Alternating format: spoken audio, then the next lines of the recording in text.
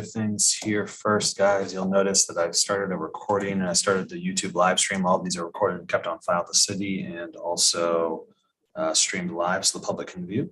I need to read through our hearing script and then we'll jump right into this. So that's the April 6th. Sorry, I'm sick. This is the April 6th, 2022 session of the Zoning Hearing Examiner docket. My name is David Sturkey. I'm the Zoning Hearing Examiner for the City of Cincinnati, and I'll preside over this hearing. The case before us today is case numbers ZH20220023 and ZH20220024. The purpose of this hearing is to allow applicants and opposing parties to testify and to offer and refute evidence and testimony. The hearing will follow the rules found in the zoning code and the supplemental rules of the zoning hearing examiner. All testimony and evidence that an applicant or any opposing party wishes to offer must be presented at this hearing, unless a party has submitted evidence or testimony in the form of writing prior to this hearing. The hearing will proceed as follows. The applicant, the applicant's attorney, or the applicant's agent will first present the applicant's case. If there were anyone here from the public, they would then have an opportunity to present after the applicant had presented its case. I'll give the zoning plans examiner, Doug Owen, an opportunity to provide any testimony that he would like. In the event any party testifies or offers argument in opposition to this application, the applicant will have an opportunity to rebut that testimony and or argument that has been offered in opposition. And then finally, the applicant will have an opportunity to make any closing statements. After all presentations have been made, I will close the hearing. Decisions may be expected within 2 weeks. So I know we have 4 people that are all a part of this project here today. So any version of you 4, when I mention applicant, I'm sort of referring to the 4 of you collectively. So whoever wants to take the lead on this project, telling me about some background, why the variance requests are appropriate, that's great. But you know, it could be 1, 2, 3, or 4 of you that actually provide testimony here today. It's sort of leave it completely up to you guys how you want to orient that presentation. I may limit or exclude any testimony that I deem irrelevant or outside the scope of the application being considered. I may interrupt any speakers to ask questions or to make any comments. I may also refuse to consider hearsay testimony. That's generally evidence you want to introduce that consists of statements made by someone who's not present at the hearing today. In the event of any technical difficulties with Zoom, I'll do my best to troubleshoot that on the fly, but to the extent there's some defect that prevents us from meaningfully going forward with the hearing, I may continue or postpone the hearing at my discretion. Okay, now I'm just need to swear in all of our witnesses and we can get started. If you intend on providing any testimony here today, making any comments, asking any questions, doing anything other than just strictly observing here today, then you need to be sworn in. If you're not sure whether you're going to testify or not, I can swear you in before that happens. But if you know you're going to testify now, please take yourself off mute, raise your right hand. I need everyone to answer out loud. Do you solemnly swear the testimony you shall give will be the truth, the whole truth, and nothing but the truth? Yes, I do. Yes, I do. yeah. Okay, great. You're all sworn. Who's going to be taking the lead for us here today?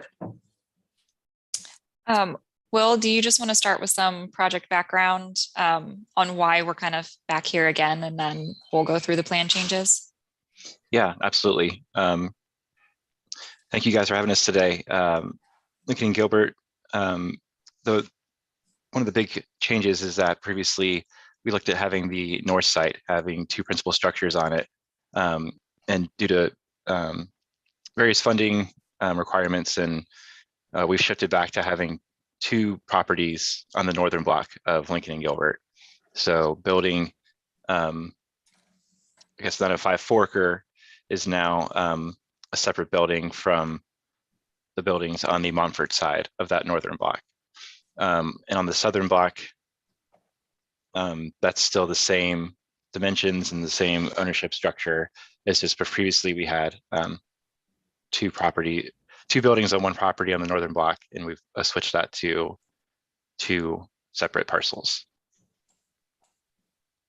Gotcha. So if you could give me a quick reminder what the previous project entailed exactly. So yeah, so when we were here, I believe last August or September, we were looking at this project having 4 buildings total. There were 2 on the north site that were going to have, I believe it was 2 buildings that share a principal, like 2 principal structures on 1 lot. And then on the south site, we also had 2 buildings that were 2 principal structures on 1 lot. We now have 1 building on the south site. We've combined that program. We still have 2 buildings on the north site, but we are putting a property line It's not down the middle, but essentially separating those two buildings onto separate parcels. So those adjustments are what have brought us back here. The project has 86 dwelling units and a management office, maintenance office, and a community room for the residents, on-site parking. And then those 86 units are divided between the three buildings. And so the previous project came through the zoning hearing process and was approved. Correct. Gotcha. Okay. And of the requested relief, what exactly of the requested relief is new for this project? For the north site, so it would be the 905 Foraker, we are looking at parking relief, and then some of the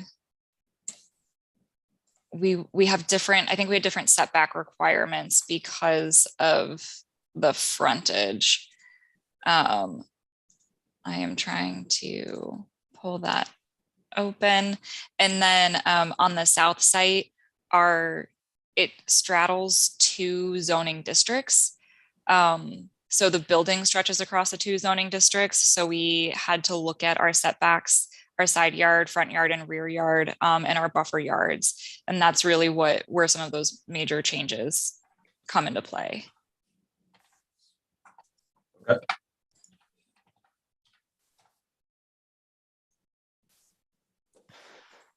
David, if you'd like me to clarify some of that based on the previous hearing, I can provide some additional information.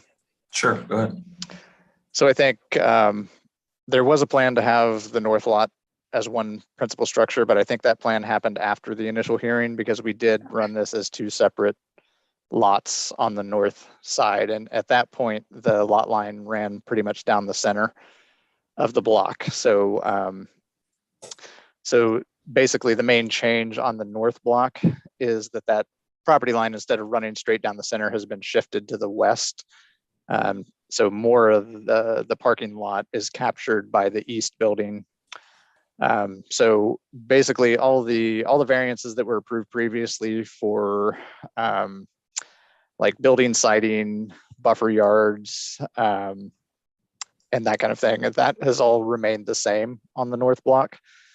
And so really the only difference that has changed now is basically because of the smaller lot size on the west portion of the block, they don't meet the density on that particular parcel. So they need a density variance for that parcel. And then also they need a parking variance on that parcel because they don't have adequate parking. So that's the main difference. There's two variances on the north side of the site. The south side of the site, and I wanted to check on this. I think, Mr. Basil, you said that there were two lots now on the south side. From what I was reviewing, it looks like it's one lot. Correct. I was referencing the northern lot. My apologies. Okay, all right. So just wanted to make sure on that. So that is one lot as it was proposed before, but it's a completely different building than was proposed previously. So they need all new relief on the south block. Gotcha. And is the south block, is that south of Lincoln Avenue? Yes, that's 933 Lincoln. Gotcha. Okay. And is it that entire block surrounded No. by Gilbert, Chapel, Mumford? No, it's not that whole block on the south side. The north part of the development is the whole block. The south side is just the northern portion of that block. Gotcha. Okay. All right. So does anyone on the applicant side want to walk me through these variances and why they're appropriate for this project? Sure. So if we'll start with the north site, the 905 Foraker, we have those two numerical variances that we are requesting. So nothing about the density of the overall project has changed, and the 86 units across all, I guess it would have been 3 properties originally, we're at 3 properties again, hasn't changed. So I think if you do the math for all of the sites combined with the number of units, we are within the guide, like within that density requirement, but it's because of where the property line is set that we are requesting the density variance for this site. But looking at the project as a whole, we meet the density requirements. For the numerical variance for the parking spaces, the parking on both the south side and the north side of the project will be sharing parking. So while we only have 18 spaces on the property for this particular building, there are 59 spaces within the overall lot, plus I believe there are 9 compact parking spaces and 4 handicap accessible parking spaces on that site. So I think I'm reading through my stuff. In like overall across all 3 buildings, the project is only short by 16 spaces rather than seeing like 18 just for this one project. So there's, I think it ends up being 68 spaces on the north site alone for 2 buildings with 72 dwelling units on it. So if we move to the south site, building placement on this one ended being a little bit tricky. So I'm going to try and talk through our building placement and the front yard and side yard special exceptions and variances, those dimensional variances. So due to the shape of the site, it's kind of shaped like a panhandle. One end is really wedge shaped and gets really, really narrow up towards the Gilbert side. And then it kind of widens out into more of a rectangular shape towards Montfort. And in that larger open rectangular space, we needed to provide the parking required by zoning for the project. So we used an L-shaped building to get kind of the most efficient footprint we could. And what that did is it pulled us away from Lincoln. Oh, sorry, it pulled us away from Gilbert and it pulled us away from Montfort. And then what we end up having in front of us is there's a, like to our property line, it's still following like an arc or an angle. And to keep a rectilinear building, we had to kind of set that face back so that we didn't kind of have a funky shaped building, which would have had inefficient spaces. And then with this site as well, we are also requesting a numerical variance for parking. This site has 14 dwelling units with program space that is dedicated for resident use only. We have provided 10 full spaces and there's 10 full spaces per zoning, and then one ends up being a smaller space for the handicap accessible parking. I think that may have covered everything.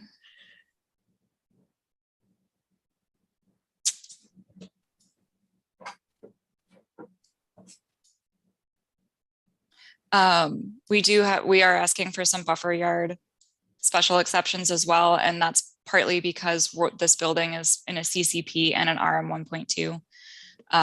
The building physically straddles that line, so we can't place a buffer yard because the building crosses that zoning district. Okay.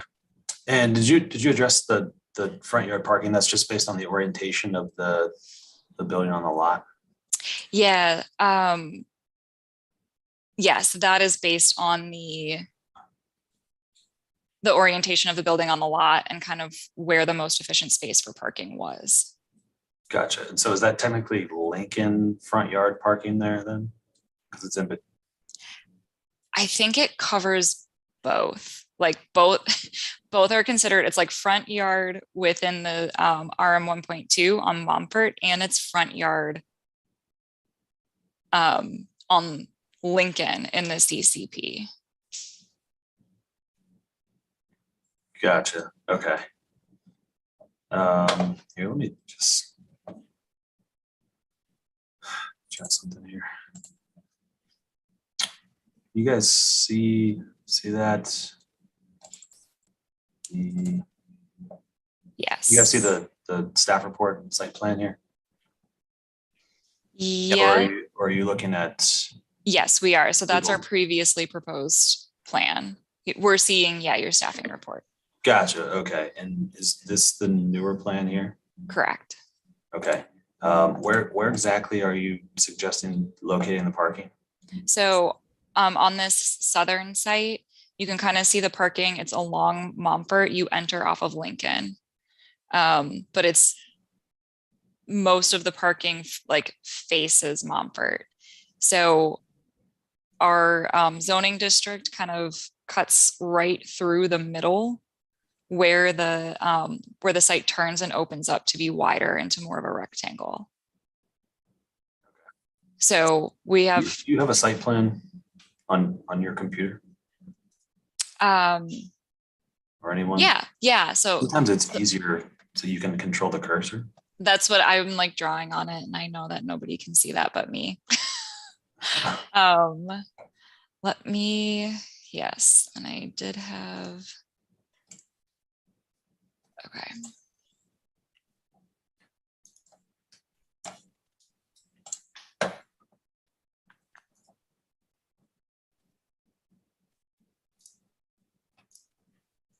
Okay. So this is Lincoln here. This is our south property. We're entering off of Lincoln into parking here, and our that zoning district, right where I drew that red line, is where this north side is the CCP, and the south half or the south portion of this is the RM 1.2.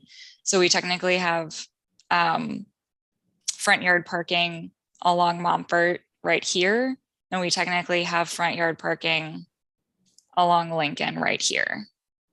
Gotcha. Okay. Okay, that makes sense. All right. Hey, David, and just for clarification, that's technically that front yard parking in the commercial part is also along Montfort, because the shorter of the property lines is considered the frontage. So Got it. Okay.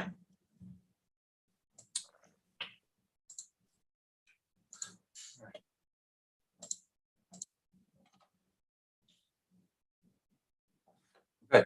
Anything else, Ms. Klein? Not on my end, Mike or Eva. I didn't know if you wanted to share anything.